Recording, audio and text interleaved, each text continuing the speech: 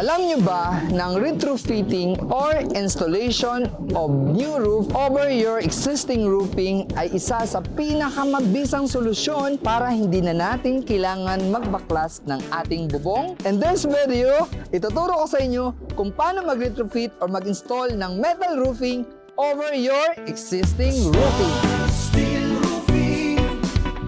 Hello everyone! Welcome back to my channel.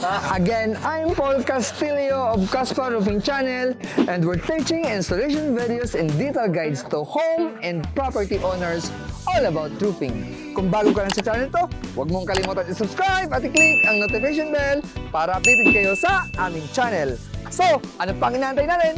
Let's dive in! Nandito tayo sa taas para sisimulan na natin yung pag-i-install ng ating bubong. Pero bago yon, kailangan muna tayo mag-layout for approval ng ating kliyente. So kailangan meron tayong site inspection or request for inspection. Pag na-approve na nila yung ating layout, pwede na nating i-proceed yung ating installation. So ngayon, nandito tayo sa project na aming nili-layout. Siyempre, una namin na in-install yung ating inside gutter.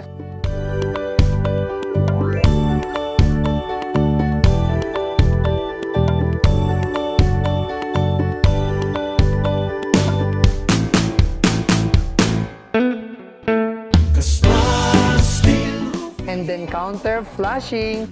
Ang tawag dito ay counter flushing. Kailangan pag nag-counter flushing tayo, meron siyang 4 inches na overlap sa ating existing inside gutter. So yun, may overlap dyan. So yung purpose nito, para hindi mag-backflow yung tubig.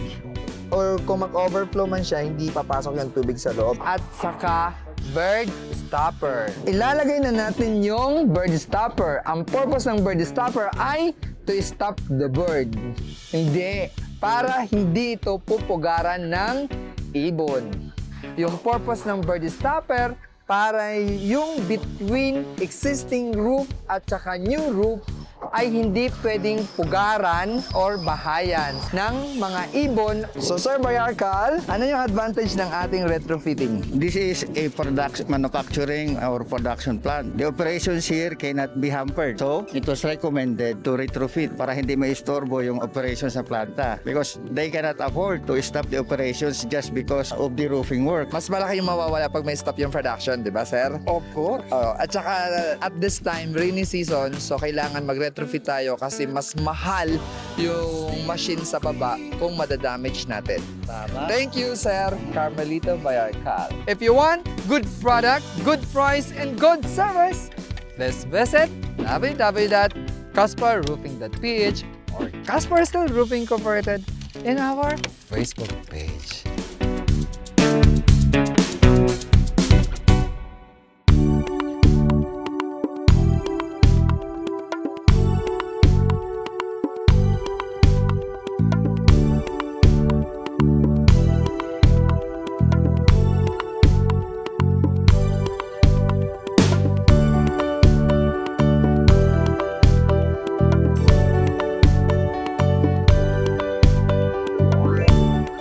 So ano nga ba yung mga kailangan natin sa retrofitting?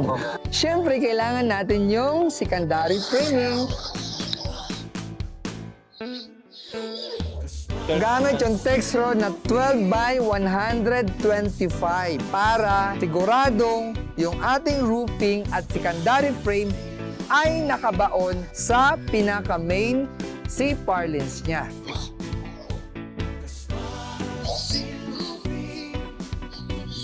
At syempre, pag nagli-layout tayo, kailangan meron tayong pitik para sigurado tayo na yung ating secondary frames ay naka-align doon sa C-purlins na kung saan doon natin i-attach yung ating roofing, ang ating secondary framing doon sa C-purlins. Sa pag-i-install ng ating secondary frame, gamit natin yung Texro na 12 by 125 para sigurado tayong nakabaon yung ating metal roofing, secondary frame doon sa primary framing. Yung primary framing, yun yung existing C-purlins.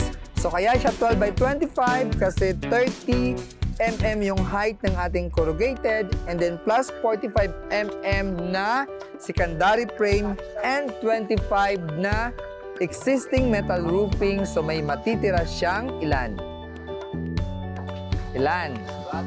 Meron siya matitirang 25 mm nakakapit sa ating primary framing. Yun yung existing C-par bins. So hindi na kami gumagamit ng pitik kasi minsan nakakaproblema yung pitik. Mas maganda talaga yung plywood na ganitong gamit kasi hindi siya gumagalaw. Kailangan magawa itong aming mock-up na text screw.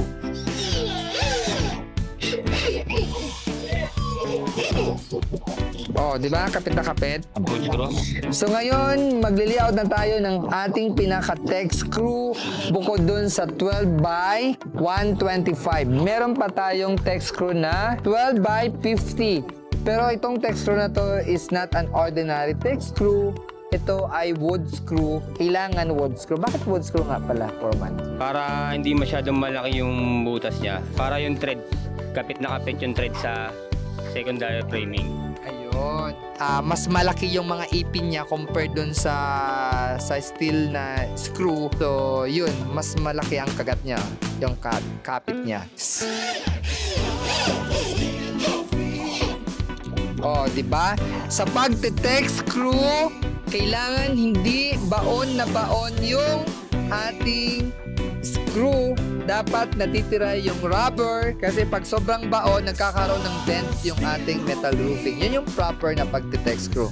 Pero, bago natin i-retrofit yung ating bubong, kailangan natin i-consider yung wind loads. Siyempre, yung karagdagang bigat ng ating roofing system. And please check kung yung ating roofing framing o yung framing ng ating bubong ay kayang i-hold yung bigat ng ating bagong roofing system. At syempre, kailangan natin ding i-consider yung ating existing roofing kung suitable siya sa retrofitting. So that's end for my video and I hope marami kayong natutunan. If you are new on this channel, please don't forget to subscribe, click the notification bell para updated kayo sa aming channel. And remember, when it comes to your safety, there's no need to look anywhere but the best. Always find the right roofing contractor with a long track record in terms of good product, good price, and good service. Safety is a way of life. See you next week!